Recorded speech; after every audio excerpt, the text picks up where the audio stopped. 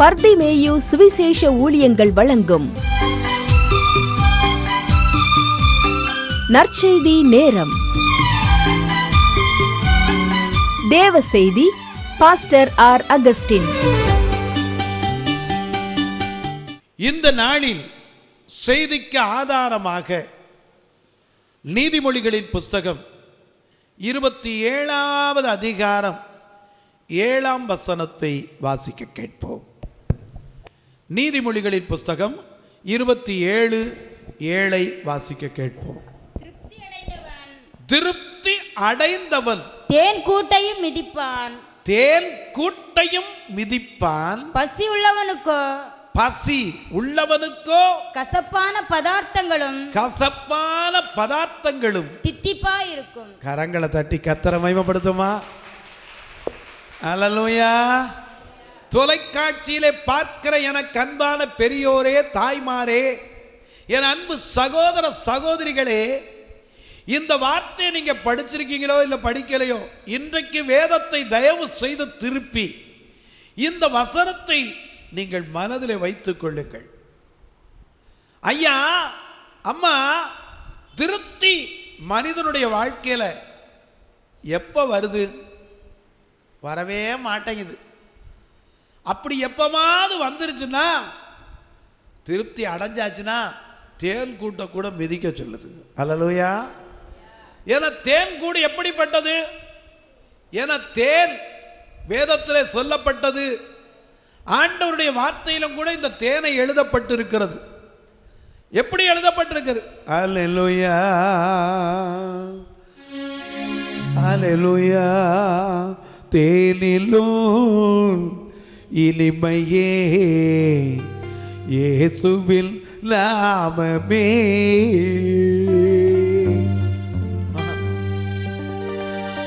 தேனிலும் இனிமையே இயேசுவின் நாமமே. தேனிலும் மதுரமே, தேனிலும் மதுரமே. இதற்கிணையில்லை உலகிலே. தேனிலும் இனிமையே இயேசுவின் நாமமே.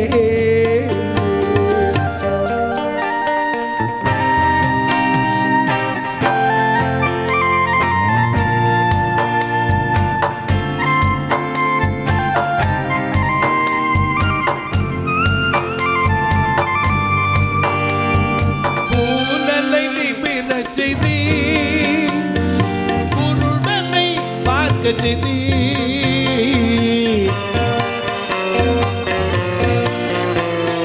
கூனலை நிமிர செய்தி, குருடனை பார்க்க செய்தி. கேளாத செவியும் கேட்க செய்தி, கேளாத செவியும் கேட்க செய்தி.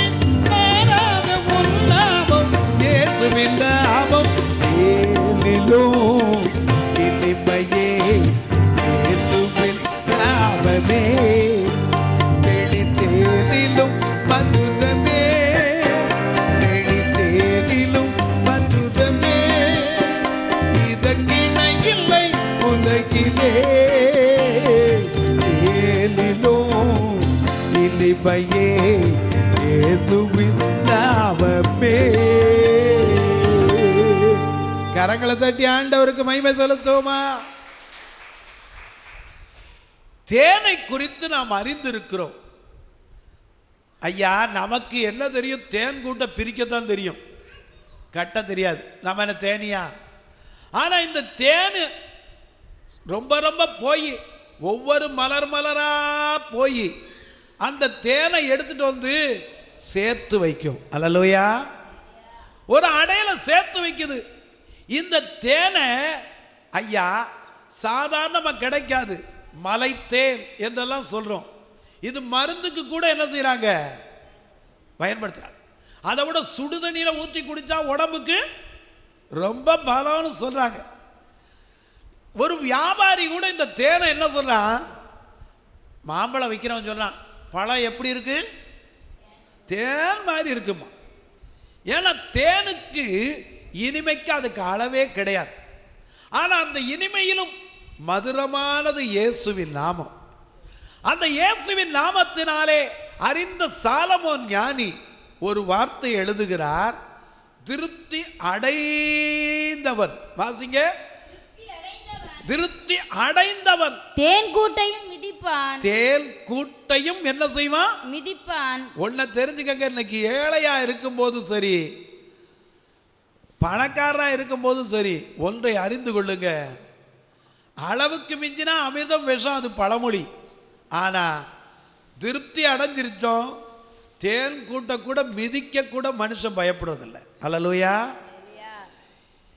இதிலிருந்து நாம் கற்றுக்கொள்ளுகிற சத்தியம் என்ன? திருப்தி அடைந்தவன் தேன் கூட்டையும் மிதிப்பான்.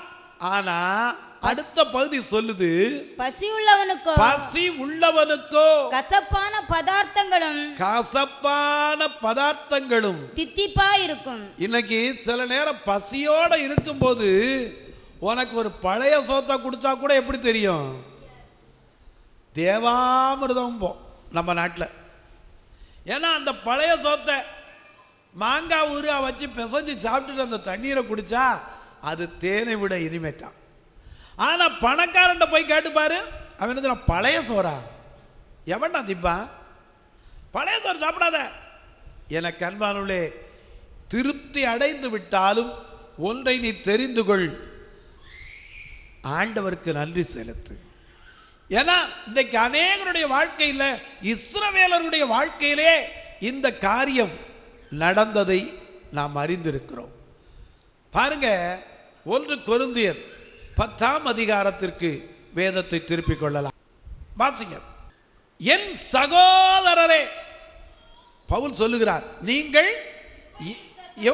நீங்கள் எவைகளை அறிய வேண்டும் என்று இருக்கிறேன் என்றால், நம்முடைய பிதாக்கள் எல்லாரும், நல்ல கவனிங்க, மேகத்துக்கு கீழாய் இருந்தார்கள். அப்ப என்ன இல்லை?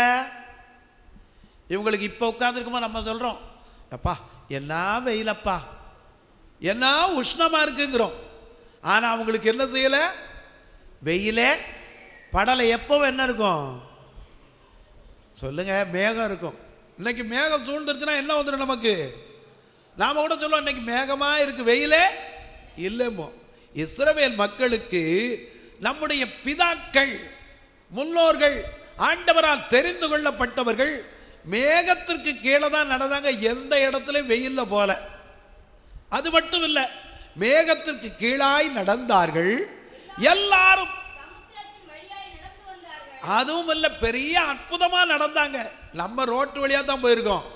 ஆனா அவங்க என்ன பண்ணாங்க? சமுத்திரத்தின் வழியாய். சமுத்திரத்தின் வழியா நடக்க முடியுமாங்க? இயேசு ஒருத்தர் தான் நடந்தார், தண்ணீர்ல நடந்தார். நாம தண்ணீர்ல நடக்க முடியுமா? சமுத்திரத்தின் வழியா எப்படி நடந்து வந்தாங்க? அப்படியே வற்றி போக பண்ணி, இரு பக்கமும் மதிலாக நிற்க வைத்து, வெட்டாந்தரைய போல உலர்ந்த தரையில நடக்கும்போது எப்படி இருக்குமோ அப்படி நடந்து வந்தாங்க. ஆண்டவர் ஒரு புது வழியை திறக்கிறார். அல்லேலூயா. ஏசாயா 43:19 படி வேதம் இப்படி சொல்லுகிறது. ஏசாயா 43:19 என்ன வாசிக்கிறோம்? திருப்புங்க பார்க்கலாம். இதோ நான் ஒரு புதிய காரியத்தை செய்வேன், அது இப்பொழுதே தோன்றும், நீங்கள் அதை அறியீர்களா? நான் வனாந்தரத்திலே வழியையும். கரங்களை தட்டி கர்த்தரை மகிமைப்படுத்துவோமா? வனாந்தரத்திலே வழியை உண்டாக்குகிற தேவன். இந்த கடலின் நடுவே இஸ்ரவேல் மக்கள் பாடிக்கிட்டே போக வச்சார். எப்படி பாடிட்டு போயிருப்பாங்க? அதை ஃபாதர் கற்பனை பண்ணி பாடினார் அழகா.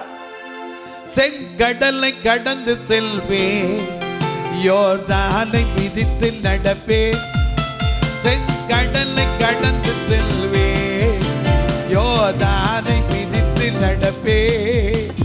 எரிகோவை சுற்றி வருவே, எரிகோவை சுற்றி வருவே. எக்காட பூதி ஜெபிப்பே, எக்காலம் பூதி ஜெபிப்பே. விடுதலை நாயகன் வெற்றியை தருகிறார், எனக்குள்ளே இருக்கிறார் எல்ல ஆனந்தம். விடுதலை நாயகன் வெற்றியை தருகிறார், எனக்குள்ளே இருக்கிறார் எல்ல ஆனந்தம். ஹல்லேலூயா. நம்முடைய பிதாக்கள் எல்லாரும் எப்படி நடந்தாங்க? மேகத்துக்கு கீழே தான் நடந்தாங்க. ஹல்லேலூயா. வெயிலே இல்லை, உஷ்ணமே இல்லை, எப்போதும் ஏர் கண்டிஷன் போட்டு கொடுத்தார் ஆண்டவர். ஹல்லேலூயா. கரண்ட் பில்லு கிடையாது. இப்போ நம்ம ஒரு ஏர் கண்டிஷன் போட்டோம்னா 1 மாதம் 2 மாதம் கழிச்சு பில்லு வந்துடும். ஆனால் ஆண்டவர் அப்படி இல்லை, ஃபுல்லி ஏர் கண்டிஷன். இயற்கையாகவே அவர்களுக்கு நல்ல ஒரு மேக கூரையா கொடுத்தார். ஹல்லேலூயா. அது மட்டுமல்ல, அவர்கள் மேகத்திற்கு கீழாய் நடந்தார்கள். எல்லாரும் சமுத்திரத்தின் வழியாய் நடந்து வந்தார்கள். எல்லாரும் மோசேக்குள்ளாக சமுத்திரத்தினாலும் ஞானஸ்நானம் பண்ணப்பட்டார்கள். எல்லாரும் ஒரே ஞான போஜனத்தை புசித்தார்கள், ஒரே ஞான பானத்தை குடித்தார்கள். அவர்களோடு கூட சென்ற கண்மலையின் தண்ணீரை குடித்தார்கள். அந்த கண்மலை கிறிஸ்துவே. ஹல்லேலூயா. அப்படி இருந்தும் அவர்களில் அதிகமான பேர்களிடத்திலே தேவன் பிரியமாகவே இருக்கல. ஏன்யா? ஏன்? இவனுக்கு சோறு கிடைச்சிட்டா சோத்தை கூட பிதிப்பான். உதாரணமாக ஒன்று புரிஞ்சுக்கிறக்கா சொல்கிறேன், தப்பாக நினச்சிக்காதீங்க. பாளையங்கோட்டை பிளைன் ஸ்கூலில் சோறு போடுவாங்க. அப்போ அரிசி விலை தெரியாது, பருப்பு விலை தெரியாது, எண்ணெய் விலை தெரியாது, உப்பு விலை தெரியாது. நாம் கொண்டு போய் என்ன செய்வோம்? அளவுக்கு அதிகமாக வாங்கிட்டு கொண்டு மாட்டு தொட்டியில் கொட்டும். அன்னைக்கு தெரியாது. இன்னைக்கு தேன் கூட்டை மிதிப்பான். என கண்பார்களை ஒன்றை நீங்கள் அறிந்து கொள்ளுங்கள், ஆண்டவர் ஆசீர்வதித்தால் நல்லது, ஆனால் அதை வைத்துக்கொண்டு மேட்டுமை கொள்ளுவதற்கல்ல. இன்னைக்கு வசதி வந்துருச்சுன்னா உடனே சொல்லிடுறாங்க, நான் யார் தெரியுமா? ஐயா, ஒன்றை நீ தெரிந்து கொள், சிறைச்சாலையில் பிறந்து அரசாள புறப்படுவாரும் உண்டு, ராஜாங்கத்தில் பிறந்து ஏழையாவாரும் உண்டு. ஏன்னா கர்த்தரால் ஆகாதது ஒன்று கிடையாது, அதை மறந்து விடுகிறோம். எசேக்கியேல் 17:24 படி, அப்படியே கர்த்தராகிய நான் உயர்ந்த விருட்சத்தை தாழ்த்தி தாழ்ந்த விருட்சத்தை உயர்த்தினேன் என்றும், நான் கர்த்தர் பச்சையான விருட்சத்தை பட்டு போக பண்ணி பட்டு போன விருட்சத்தை தழைக்க பண்ணினேன் என்று வெளியின் விருட்சங்களுக்கெல்லாம் தெரிய வரும். கர்த்தராகிய நான் இதை சொன்னேன், இதை நிறைவேற்றுவேன் என்றார். கரங்களை தட்டி ஆண்டவரை மகிமைப்படுத்துமா? ஆண்டவர் தம்முடைய ஜனத்திற்கு பட்டு போக விடுறதில்ல, கெட்டு போக விடுறதில்ல. ஐயா, தாழ்ந்தவனை சிறியவனிருந்து புழுதியிலிருந்து தான் தூக்கி உன்னதத்தில் வைக்கிறார். ஆனா ஆண்டவர் விட்டு விலகி போறவங்க, அவங்க பேர் எங்க இருக்குன்னா எரேமியா 17:13 படி புழுதியிலே எழுதப்படுமா. அல்லேலூயா. இந்த இஸ்ரவேல் மக்களுக்குள்ள ஒரே சாப்பாடு, ஒரே தண்ணீர், ஒரே வழி நடத்துதல், கூடவே வந்தார். எப்படி வந்தார்? எந்த கண்மலையானவரே, என்னை காக்கும் தெய்வமே, கண்மலையானவரே, என்னை காக்கும் தெய்வமே, வல்லமை மாட்சிமை நிறைந்தவரே, மகிமைக்கு பாத்திரரே, வல்லமை மாட்சிமை நிறைந்தவரே, மகிமைக்கு பாத்திரரே, ஆராதனை உமக்கே, ஆராதனை உமக்கே, ஆராதனை உமக்கே, ஆராதனை உமக்கே, ஆராதனை உமக்கே,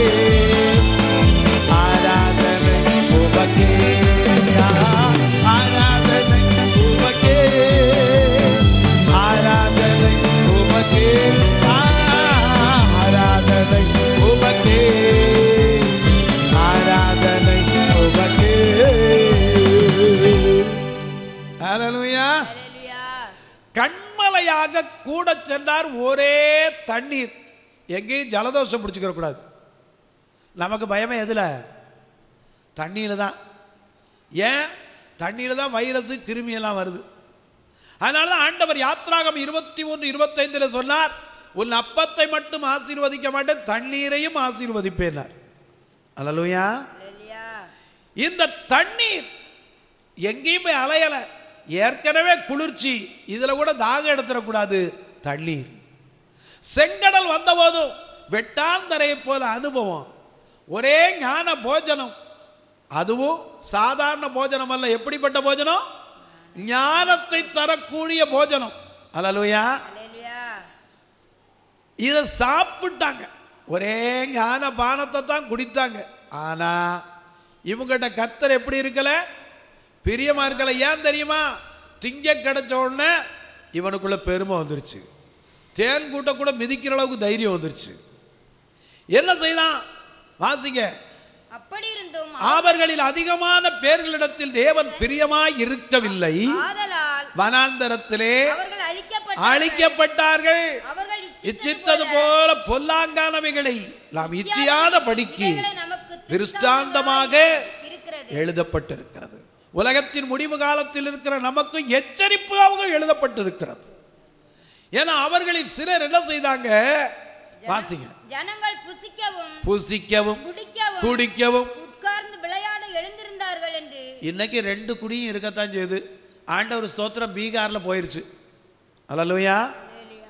இங்கே சீக்கிரத்தில் என்ன செய்யணும்? போகணும். எத்தனையோ பெண்கள் வடிக்கிற கண்ணீர் மாற வேண்டும். இன்னைக்கு எத்தனை பெண்கள் தன் புருஷன் தீய பழக்கத்திற்கு அடிமையானதினாலே தன் பிள்ளைகளை வைத்துக்கொண்டு தொலைபேசியில அழுகிற கண்ணீர் வடிக்கிற பெண்கள் ஏராளம் ஏராளம் ஏராளம். இவைகளெல்லாம் மாறணும்னா ஆண்டவர் ஒரு கிரியை கட்டளையிடணும். பாருங்க, ஒரு ஏழை போய் கேட்டா 5 ரூபா காசு சாப்பிட கொடுக்க மாட்டான். ஆனா அங்க கொண்டு 65 ரூபா இல்லை 85 ரூபா 110 ரூபா கூட கொடுப்பான். அதுவும் அவசரத்தில் கூட 10 ரூபா விடுனா இந்தாந்தா வச்சுக்கப்போ. திருப்தி அடைந்தவன் தேன் கூட்டை மிதிக்கிறான். தான் பிள்ளை பட்டியா கிடக்கும், ஆனா வீட்டில் இருக்கிற பாத்திரத்தை அடகு வச்சு கொண்டு போய் எத்தனை பேர் குடிக்கிறவன் உண்டு. உண்மைதானே? எனக்கு அன்பானவர்களே, இவர்கள் அப்படிதான்.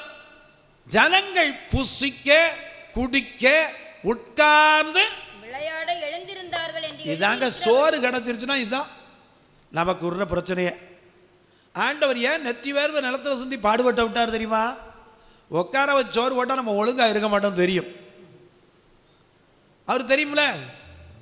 எங்க நீங்கள் ஒரு ஆளை கூப்பிட்டு ஒன்றும் இல்லைங்க, இன்னைக்கு அன்னைக்கு ஒருத்தர் வந்து என்கிட்ட கேட்டார், ரோட்டில் நிற்கிறாங்க நிறைய பேர், உங்கள் மக்கள்லாம் பாவமாக இருக்குனாங்க. உண்மைதாங்க. ஒருத்தரை கூப்பிட்டு எங்கே நீங்கள் வச்சு 3 நேரம் சாப்பாடு கொடுக்குறேன்னு சொல்லி பாருங்க, நிற்பானான்னு பார்ப்போம். மாட்டான். ஏன்னா எனக்கு கண்பானோட ஒன்றை அறிந்து கொள்ளுங்கள், அவன் குடும்பம் பிள்ளைகள் காரணம் இருக்கலாம். வயோதிக காலத்திலோட இன்னைக்கு நிறைய பேர் நிற்கிறது இல்லை. சாப்பாடு கிடைச்சிருச்சு, வார்த்தை வந்துடும், மேட்டிமையான பேச்சு வந்துடும், தன்னறியாம நான் யார் தெரியுமா? புசிக்க குடிக்க உட்கார்ந்து விளையாட எழுந்திருந்தார்கள் என்று எழுதியிருக்கிறபடி அவர்களில் சிலர் விக்கிரக ஆராதனைக்காரர்கள் ஆனது போல நீங்களும் ஆயிராதீங்கப்பா. அவர்களில் சிலர் வேசித்தனம் பண்ணி ஒரே நாளிலே 3000 பேர் அழிக்கப்பட்டார்கள். அவர்களில் சிலர் கிறிஸ்துவை பரீட்சை பார்த்து பாம்புகளால் அழிக்கப்பட்டார்கள். அவர்களில் சிலர் முறுமுறுத்து சம்காரக்காரனால் ஆனார். ஏயா காரணம் என்ன? ஆண்டவர் நல்லா தான் வச்சிருந்தார். எப்பவுமே நம்ம நாட்டில் ஒரு பழமொழி உண்டு, நண்டு கொளுத்தா சொல்லுங்க, நண்டு கொளுத்தா சொலகுல நிற்காது. நிற்குமா? ஏன்? அது இருக்கிற இடத்தை விட்டு தவிரும். நம்மளும் அப்படிதான். நம்ம நாட்டில் ஒரு சினிமாக்காரன் கூட சொன்னான், கோமணத்தில் அரை காசு இருந்தால் கோழி ஊப்பிட கூட பாட்டு வந்துக்கிட்டு இருக்கும். 8 இருந்தாலே 8 தெம்மாங்கு பாட சொல்லும். அதுவும் 10 இருந்துச்சுன்னா அதை விட. எனக்கு அன்பானுடைய ஆண்டவர் எல்லாரையும் ஆசீர்வதிக்கிறவர்.